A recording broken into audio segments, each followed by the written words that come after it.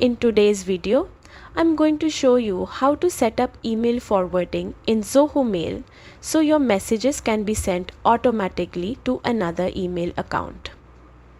Don't forget to like and subscribe for more tips. Start by logging into your Zoho Mail account at mail.zoho.com. Once you're in, head to the gear icon in the top right corner. This opens your settings. Next, navigate to Mail Accounts and click on Forwards. Here, you'll see an option to add new email forwarding. Type in the email address where you want your messages forwarded, making sure there are no typos. Accuracy is key. After entering the address, click Verify. Zoho will send a verification email to the address you entered. Open that email inbox, find the verification code and copy it. Go back to your Zoho Mail settings and paste the verification code into the prompt.